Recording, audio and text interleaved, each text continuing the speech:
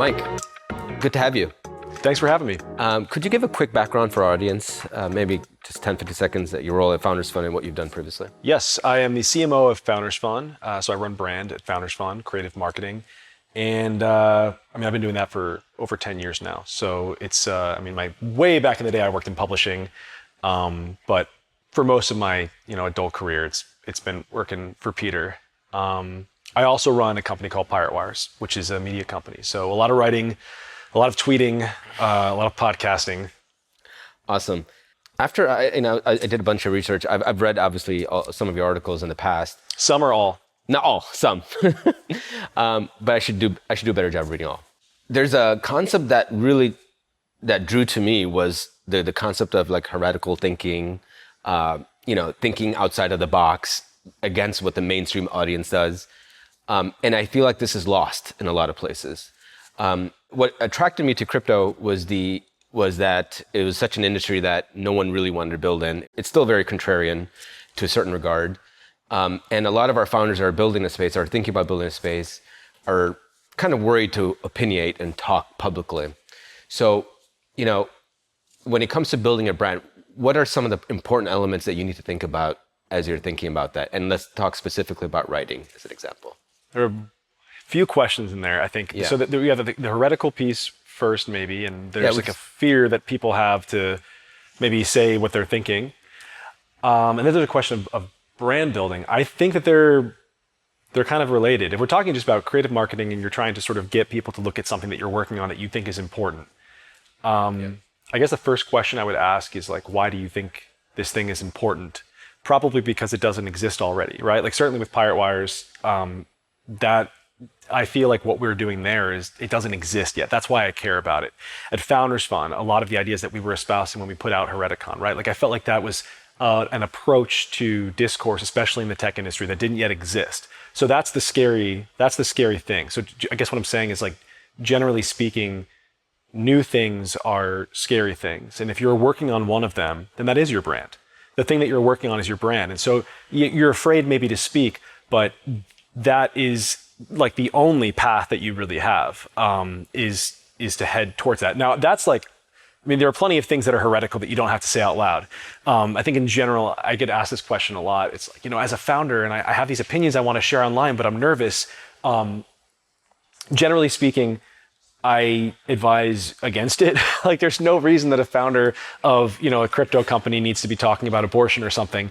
But if you are talking about something, you can go off. I'm not trying to silence anybody. I just don't advise that for your brand. However, if you have a belief that is controversial publicly in the world of economics or even in crypto, my sense is that's a good place. If you believe it and you're building in it, that is who you are. And you should definitely kind of charge into that. Like thinking more about writing and building, let's say, your brand on Twitter, how did you start? How did you think about writing or tweeting or writing? Yeah.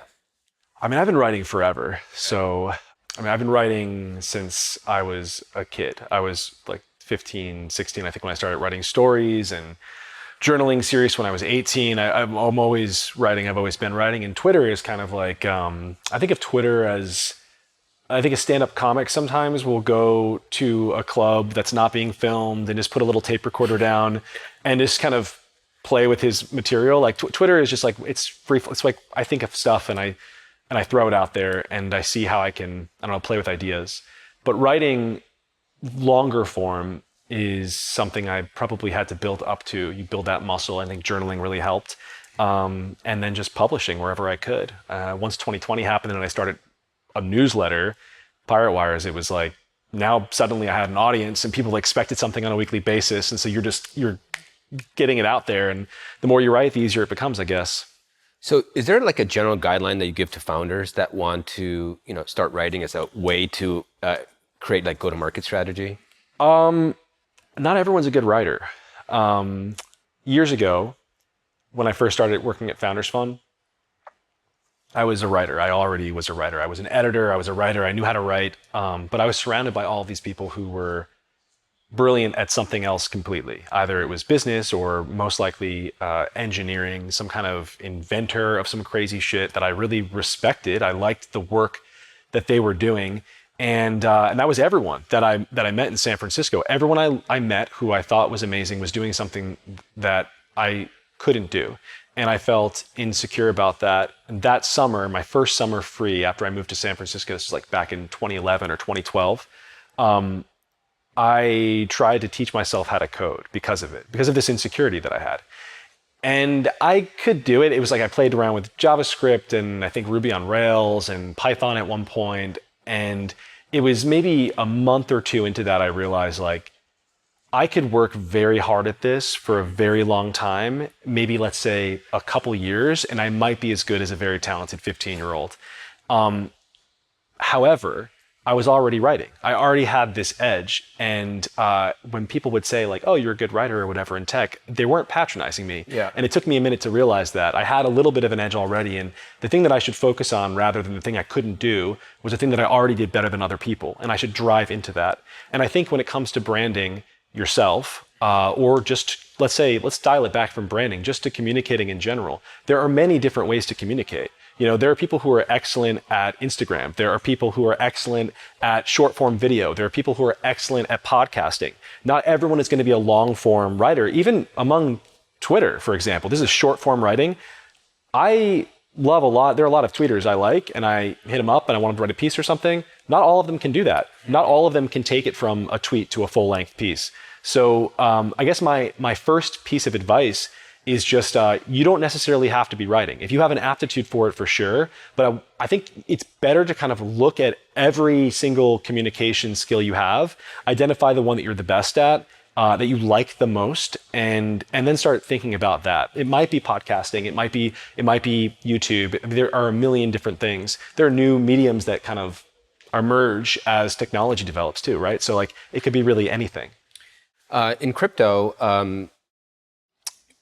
there are a lot of channels that are banned for us. Being able to market on Facebook or Instagram is barred. And the only communication method we have is really Twitter and partly YouTube. So podcasting and writing are like probably the two channels that you have the ability to build a brand in for crypto founders. So maybe like diving deeper into that element, like let's just say that founders aren't like good at writing or tweeting. Should they go into podcasting? Like what are some elements that they should do that's creative that hasn't been done today, or things that you would recommend?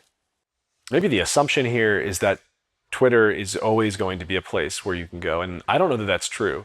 So you shouldn't be putting all of your eggs in that basket. If you think, oh, this is the only place that we have to go and be creative, that's already sort of a problem, because if you do build everything there and it gets taken away from you, tomorrow Elon decides we can't do crypto here anymore, then you're screwed. So you're going to have to be flexible. Regardless, 100%. You should be flexible. And then I guess I would just challenge the premise a little bit when it's like, oh, well, we don't have X, Y, or Z, Facebook, whatever. You don't have to necessarily even be a writer to be marketing through writing. You have newsletter right now. I mean, newsletters are enormous. There's nothing stopping like a newsletter writer from doing an interview with you, either on video or audio, and putting it out to all of their followers, or all of their subscribers rather. Like you can be going to other people.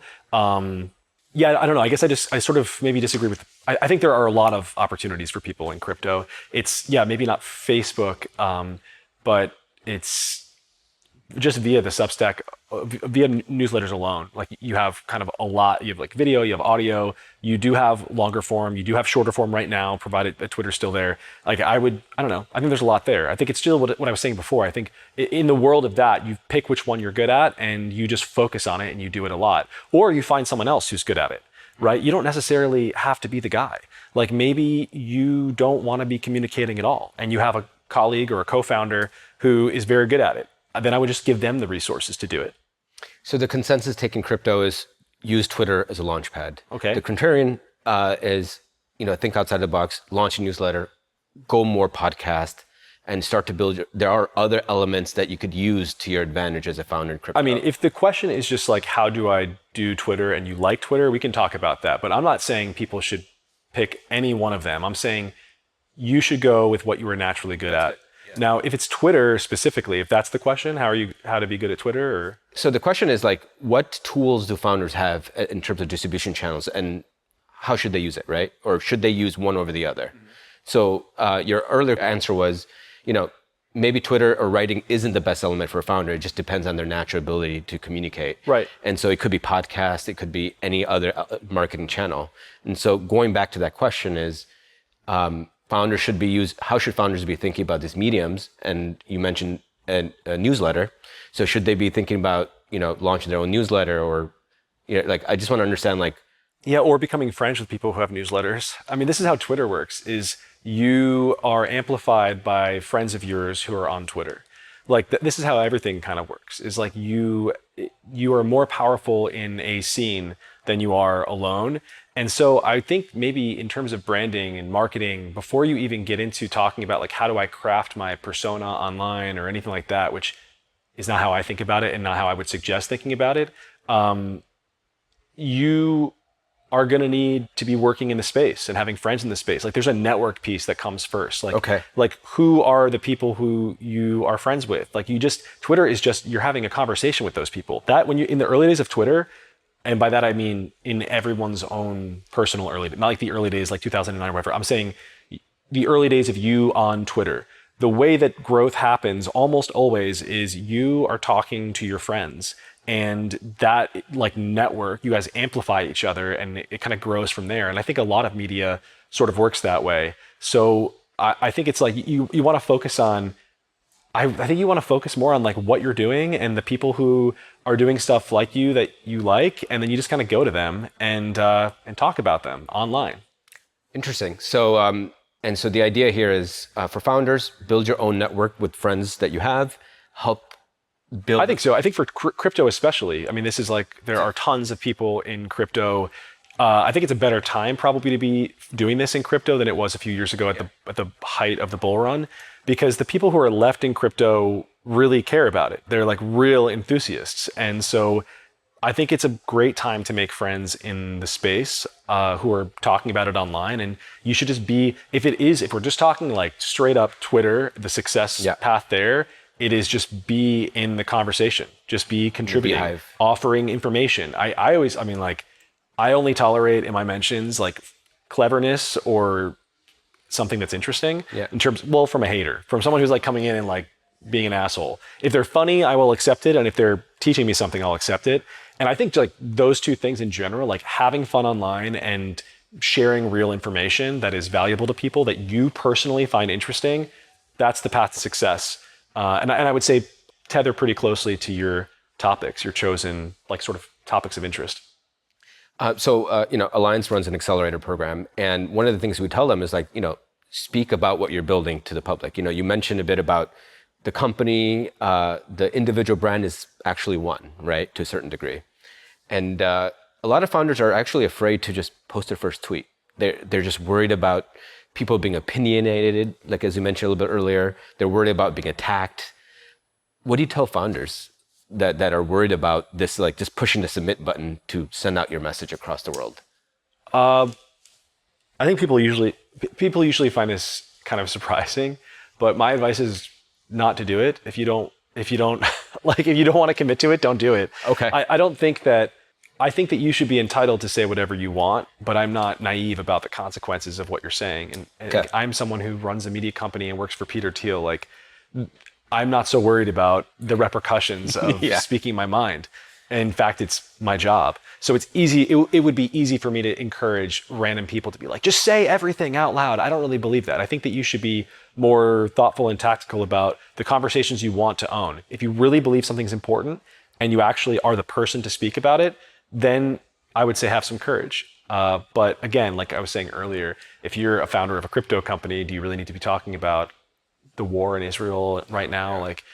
You can, but would I personally, if you're already sort of someone who's anxious about what's going to happen online, no, I would probably stay away from that topic. You mentioned a very important point, which is actually very true, but you synthesized it pretty clearly, which is, crypto runs in a bull bear. Bull brings in a lot of people that are just value extractive. And in a bear, it's really just people that love the space. Yeah.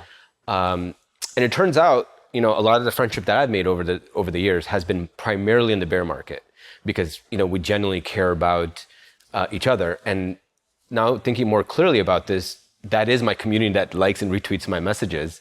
And so I guess the question is, like, how do you maximize those relationships? Yeah. Well, the relationships or how do you, so I don't, Forge relationship, yeah, for all of it. Just something similar happens to me or happened to me when I first became more public as a writer, which was mostly on Twitter and then later on my own sort of through my own company. But when I had like way less attention and there was way less noise. So right now, if I tweet something, I can't really follow all of the comments and things. And people sometimes ask like, how do you deal with the hatred? I don't like, it's all noise to me. Like, I really don't care because there's so much chaos happening. But in the early days, I would tweet something and wouldn't get any likes, any comments. And so you get one or two and you start to meet people that way who really actually connected with what you were saying and you really connected with what they were saying. I think in these low noise moments, it feels very like you're failing maybe sometimes. And I imagine in crypto it's similar. You feel like, oh God, it's not working. But it is this huge gift because when there's less noise, it's way easier to catch the signal. And that can be either, that's manifest either as a person who's worth connecting with or maybe a concept or an idea. I think it's just easier to share in those moments. And so I would just say like, if you can change the way you think about it, it's a gift and you should absolutely capitalize on it and just make as many friends as you can because it's going to become a lot harder once the noise picks back up again. You're not going to be making the friends. They're going to be in crypto. I mean, this is a little bit off topic now of brand, but I think you're going to be, whenever you're in a bull run, right? It's just like a flood of narcissistic sociopaths who only care about, like you said, value extraction. So that's maybe fun in its own, like there's crazy things happening there. It could be fun, but you're not going to be making friends. So maybe just focus on that now. And I think that's great. And then in terms of maximizing it, I don't really think about it that way. I think it's like you just follow your interests and the people who care about the same things you do. And then all of the good is sort of emergent from there. It just happens. Like I don't believe you probably could. Someone probably has architected something like this. I don't recommend trying to architect it. I don't really think of it as a mathematical type thing. I think of it as like you just are watering the garden and then beautiful things will grow from there. I don't know where I read this, but you mentioned when you are hiring someone, and this I think is very important for founders in crypto especially, that you actually don't care about their background as much as you do about their writing. What are you assessing when you're reading someone's writing? What are you looking for? Well, I said their writing or what they had done. What they've done, right? Okay. So I said specifically I didn't care where they went to college. So I do care about their background in terms of like what their history is, and where they've put their time and things like that. But I don't care where they studied school. Why would I care about that? And I don't understand why people do care about that. I guess maybe they think it's like an intelligence signal or something. I don't though. I know plenty of idiots who went to Harvard. So writing, why am I looking at writing? I am looking at writing because I'm running a media, like Pirate Wire is a media company. When it comes to Founders Fund, I'm not necessarily, it depends on what their job is. Maybe I don't care what their, how good of a writer they are. If they're, coming in for like a video job or designer or something like that. But more often than not at Pirate Wires, it's like they're coming in for a job in media. They have to be a good writer. And that's why I also said, I asked them what they have done. So it's important to me what projects people have worked on, what they've been excited about, what they've accomplished. Can they accomplish things? A lot of people can't. Like a lot of people don't know how to do stuff. It's bizarre.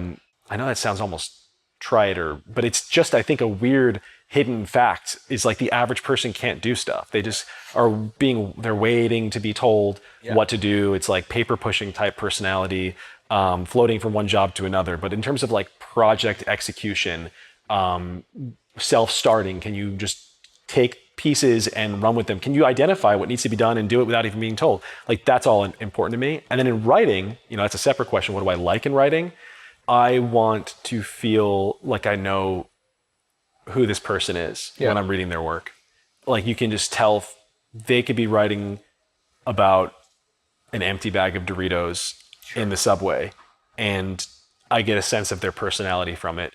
And that, is just super niche. And I don't know, maybe if we're talking about, to crypto founders who want to be good writers, good writing is that. Good writing is like, oh, that is only this person could have possibly written that. Yeah. Like I pick it up and I know for a fact who it is. There are people who, I'm not going to name any names here, famous people in tech who think that good writing is just stripped down its information and its barest bones. And the guy who most famously champions that style of writing, first of all, is copying Hemingway. Like Hemingway did it first. And that's a style. It's like you read this person's work and you can tell that it's like an intellectual style. Yeah. It's like I am a guy who just does the bare bones information style. Like there are other people who could write just like that and it won't sound like him. He has a style. Good writing has style, I think. You have to not just, obviously table stakes, you're actually saying something worth saying and you're arguing it if it's an argument in a compelling way. But also, I think the piece that makes people remember writing, that they want to go back to it, they want to share it with their friends, is like, it's alive. Yeah. And that's hard to really explain how to do. I would say when I personally got better at it, it was when I stopped holding back.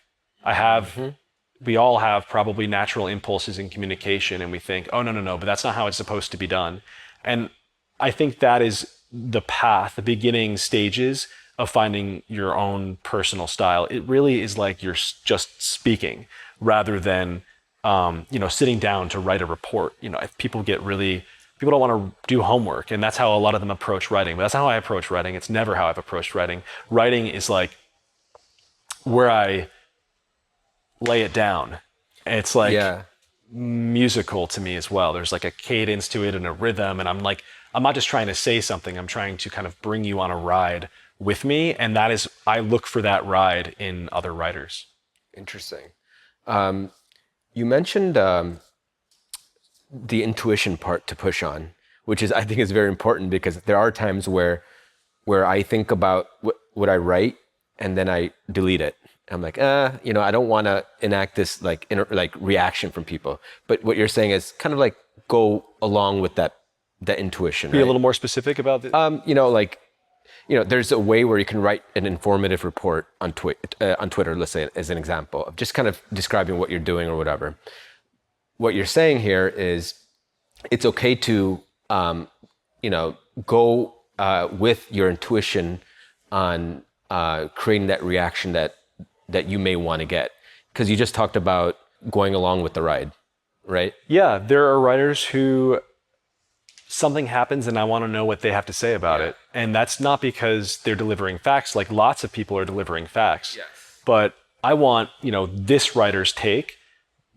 And we all, probably a lot of us, go to, even if you're going to Twitter or something rather than a full form post, like you're looking for, we all have our favorite posters, our favorite journalists, even, who we want to see what they have to say about it. And it's not because of I think their opinion is part of it, but I think it's their frame, it's their perspective, it's the way they say it. It's, you care more about the person almost than what they're saying. And that is like writing great stuff and then a reader connecting with it is about, I think, two people connecting with each other. Is like the reader and the writer are connecting with each other. It's like a human experience. It's not just a information gathering thing. Otherwise, we'd all just be on ChatGPT reading everything. Why would we even go on Twitter to learn about anything? Like, that's not what we do, though. We're humans. We want to know what our friend has to say about stuff. And so in writing, your job is to be that friend. So to me, just distilling this for founders that are listening is be yourself, right? And have your DNA should be in the writing. Sort of. You want to be like, you do want to be yourself, but you want to be like the drag version of yourself. I think this is the other piece. Like you have to kind of super loudly amplify the pieces of yourself that feel like yourself to a certain extent. And that's like maybe a weird piece of advice, but that is what I tell my writers, actually, is like, you all have something that you're doing that nobody else is doing. It is a special thing about you, and you want to kind of identify that and then give more of it.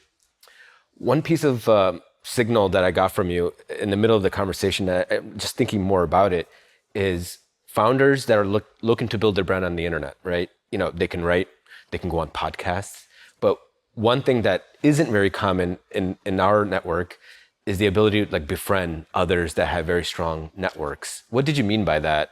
Like, you know, an example I think you used was like become friends with people that run newsletters. I don't think that's a common practice. So can you talk a bit more about using that as a go-to-market or growth strategy?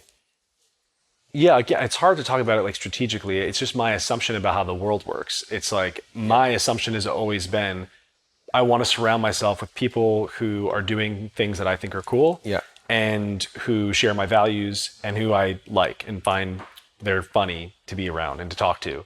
And that has worked really well for me. That's a network, though. If you want to like, Yes. if you want to math it, if you want to be a little bit like, I don't know, a little bit of an engineer about it. Yes. That's your network. That's your distribution channel. That's whatever. Like these are the people that you're going to be working with. These are the people who are going to be selling your product, hyping you up. But that's just like what a friend is. I'm just saying, make friends with people who are doing things that you believe are important. The people who you admire. Surround yourself by those people, and they will push you to grow, and they will help you out, and you'll help them out. And that's just it. You want your friends to be. You want to make them better versions of themselves as well. Like you want the best people in the world around you, because you're all more powerful together. That's just the way that human networks work. Awesome. Thank you so much for your time, Mike. Thank you. Yep.